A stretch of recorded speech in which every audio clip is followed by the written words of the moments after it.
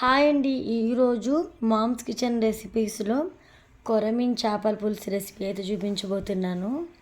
Process అంతా సింపుల్గా ఉంటుంది. పాతకాలం పద్ధతిలో ఈ రెసిపీని ఎలా ప్రిపేర్ చేసుకోవాలో ఈ వీడియోలో చూసి తెలుసుకోండి. ఇంకా ఆలస్యం చేయకుండా ప్రాసెస్లోకి వెళ్ళిపోదాం పదండి. ఒక బౌల్ తీసుకొని అందులో నిమ్మకాయ సైజు కంటే కొంచెం ఎక్కువ చింతపండు వేసుకొని వాటర్ పోసి నానబెట్టుకోవాలి. చేపలు శుభ్రంగా ఉప్పు వేసుకొని ఒక 2-3 సార్లు క్లీన్ చేసుకొని తీసుకోవాలండి. ప్రతి ఒక్క చేప ముక్క కూడా నీట్గా క్లీన్ చేసి తీసుకోవాలి.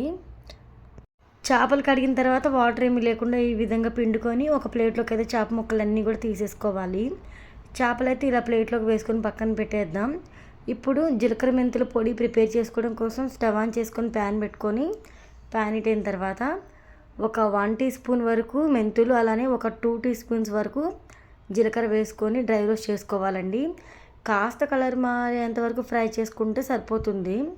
ఆ తర్వాత ఈ జీలకర్ర మెంతుల్ని రోట్లో కానీ మిక్సీ జార్లో కానీ వేసుకొని పొడిలాగా చేసుకొని పక్కన పెట్టేసేయండి. కొరమీన్ చేపల పులుసు పెట్టడం కోసం స్టవ్ ఆన్ చేసుకొని ప్యాన్ పెట్టుకొని ప్యాన్ హీట్ అయిన తర్వాత ఒక 4 టేబుల్ స్పూన్ల వరకు ఆయిల్ పోసుకోవాలి.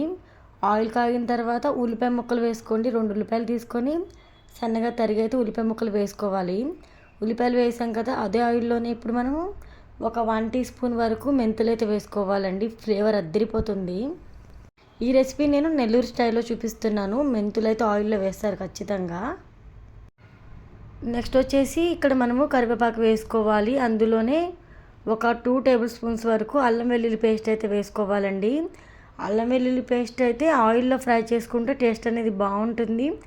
అల్లం వెల్లుల్లి పేస్ట్ అది కూడా ఇంట్లో రుబ్బింది అయితే ఇంకా బాగుంటుంది టేస్ట్ అయితే.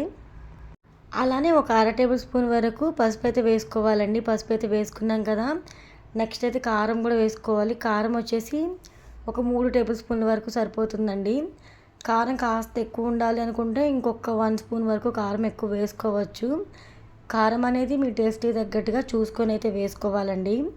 కారం వేసిన తర్వాత 1/2 టీ స్పూన్ వరకు గరం మసాలా పౌడర్ కూడా వేసుకోవాలండి. నెక్స్ట్ ఇందులో టేస్ట్కి సరిపడా సాల్ట్ అయితే వేసుకోవాలి. అలానే జీలకర్ర మెంతుల పొడి వేసుకోవాలి. ఆల్రెడీ మనం ముందుగానే జీలకర్ర మెంతులు వేయించుకొని పెట్టుకొని పొడి కట్టుకున్నాం కదా, ఆ పొడి అంతా కూడా ఇందులోకి అయితే వేసుకొని మంట లో ఫ్లేమ్లో అడ్జస్ట్ చేసుకొని మసాలాలు ఏమి మాడకుండా చూసుకుంటూ ఫ్రై చేసుకోవాలండి. అడుగంటకుండా లో ఫ్లేమ్లోనే అడ్జస్ట్ చేసుకొని ఫ్రై చేసుకోవాలి. ఇప్పుడు ఇందులోకి అయితే చేప ముక్కలు ఒక్కొక్కటిగా వేసుకోవాలండి. చేప ముక్కలు వేసుకున్న తర్వాత అస్సలు మనం ఇక్కడ కలపకూడదు అనమాట. ఈ విధంగా ఇక్కడ వీడియోలో చూపిస్తున్నాను కదా, ఒక క్లాత్తో ఇక్కడ గిన్నెనైతే పట్టుకోండి. ప్యాన్ని ఇలా క్లాత్తో పట్టుకొని ఈ విధంగా అయితే చేప ముక్కలు అయితే మిక్స్ చేసుకోవాలండి. అప్పుడు ఇలా చేయడం వల్ల చేప ముక్కలకి మసాలా అంతా కూడా చక్కగా పడుతుంది. ఇక్కడ చూస్తున్నారు కదా, ఈ విధంగా మిక్స్ చేసుకోవాలి. ఇలా మిక్స్ చేసుకుంటే చేప ముక్కలు ఎక్కడ మధ్యలో విరగకుండా ఉంటాయి. మధ్యలో కలపడం వల్ల చేప ముక్కలు విరిగే ఛాన్స్ ఉంటుంది. అస్సలు కలపకండి. అవసరం అనుకుంటే లైట్గా ఒక్కసారి మిక్స్ చేసుకున్న తర్వాత ఈ విధంగా కలిపి చూడండి, కానీ గరిటె అయితే పెట్టాల్సిన అవసరం లేదండి. ఇప్పుడు మంటని మీడియం ఫ్లేమ్లో అడ్జస్ట్ చేసుకొని ఒక 10 నిమిషాల వరకు మూత పెట్టేసి చేపలు అయితే ఇంకొంచెం ఫ్రై అవ్వనివ్వాలండి. ఈ మసాలాలన్నీ కూడా చేప ముక్కలకు పట్టేలాగా ఫ్రై అవ్వనివ్వాలి. నెక్స్ట్ ఇందులో చిన్న గ్లాసులు వాటర్ అయితే యాడ్ చేసుకొని మంటని మీడియం ఫ్లేమ్లో అడ్జస్ట్ చేసుకొని ఈ విధంగా ఒకసారి కలుపుకొని చక్కగా కర్రీ అనేది ఉడకనివ్వాలండి. కర్రీ ఉడుకుతూ ఉంటుంది. ఈలోపు మనము నానబెట్టుకున్న చింతపండు ఉంది కదా, చింతపండు నుంచి చింతపండు రసాన్ని కూడా సపరేట్ చేసి తీసుకోవాలి. మరీ చిక్కగా కాకుండా మరీ పలచగా కాకుండా చింతరసం సపరేట్ చేసుకోవాలి. ఆ తర్వాత ఈ విధంగా అయితే చింతరసాన్ని అయితే కర్రీలోకి అయితే యాడ్ చేసుకోవాలండి. నేను ఇక్కడ చింతరసం పోయడం కోసం చిల్లుల గిన్నె అయితే తీసుకున్నానండి. మీ దగ్గర చిల్లుల గిన్నె అయితే లేకపోతే చేయడం పెట్టి కూడా పోసుకోవచ్చు. కాకపోతే చిల్లుల గిన్నె ఉంటే ఏంటి అంటే మనకి ఇక్కడ చింతపండు అనేది కొంచెం కూడా ఇక్కడ మనకి కర్రీలోకి అయితే పడదనమాట. క్లియర్గా ఓన్లీ రసం మాత్రమే పడుతుంది. మంటని మీడియం ఫ్లేమ్లో అలానే హై ఫ్లేమ్లో పెడుతూ అడ్జస్ట్ చేస్తూ ఇక్కడ కర్రీని అయితే ఉడకనివ్వాలండి.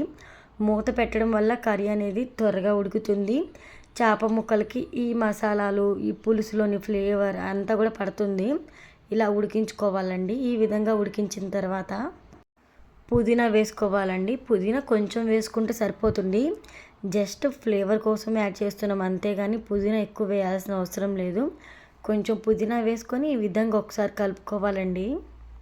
ఏ చేపతో చేపల పులుసు చేసినా కూడా ఇదే ప్రాసెస్లో చేయండి, టేస్ట్ అదిరిపోతుంది. చేపల పులుసు ఎప్పుడైనా కూడా అప్పటికప్పుడు తినేదానికంటే కూడా ఒక 4-5 గంటలు గ్యాప్ ఇచ్చిన తర్వాత తింటే టేస్ట్ అదిరిపోతుంది. లేదనుకుంటే నెక్స్ట్ డే తింటే ఇంకా చాలా బాగుంటుంది టేస్ట్ అయితే. మనం అప్పుడప్పుడు చారు మిగిలింది కదా నెక్స్ట్ డే కూడా తింటాం కదా, అప్పుడు అబ్జర్వ్ చేయొచ్చు మనం టేస్ట్ ఎలా ఉంటుంది అనేది. టేస్ట్ అనేది ఇంకొంచెం పెరుగుతుంది. నెక్స్ట్ ఇందులోకి సాల్ట్ యాడ్ చేస్తున్నాను. ఉప్పు ఎంతవరకు కావాలనేది చూసుకొని వేసుకోవాలండి. ఉప్పు నాకు కొంచెం తక్కువ అనిపించి ఉప్పు అయితే యాడ్ చేస్తున్నాను. అలానే ఫైనల్గా కొత్తిమీర వేసుకొని ఒకసారి కలుపుకొని స్టవ్ ఆఫ్ చేసి దింపేసి రైస్లోకి అయితే వేసుకొని తినండి, సూపర్గా ఉంటుందండి. ఇంతేనండి, చాలా సింపుల్ అండ్ టేస్టీ ఈ రెసిపీ చూపించాను కదా, నెల్లూరు స్టైల్లో కొరమీను చేపల పులుసు రెసిపీ ఎలా చేయాలో తెలుసుకున్నాం కదా. ఇంకెందుకు ఆలస్యం, మీరు కూడా మీ ఇంట్లో ట్రై చేసేయండి. మరి ఈ రెసిపీ మీకు నచ్చితే లైక్ చేయండి. చాలామంది చూస్తున్నారు కానీ లైక్ చేయడం అస్సలు మర్చిపోతున్నారు, మర్చిపోకుండా లైక్ చేయండి. అలానే ఇలాంటి మరెన్నో రెసిపీస్ కోసం మామ్స్ కిచెన్ రెసిపీ ఛానల్ని కూడా సబ్స్క్రైబ్ చేసుకొని ఛానల్కి సపోర్ట్ చేయండి.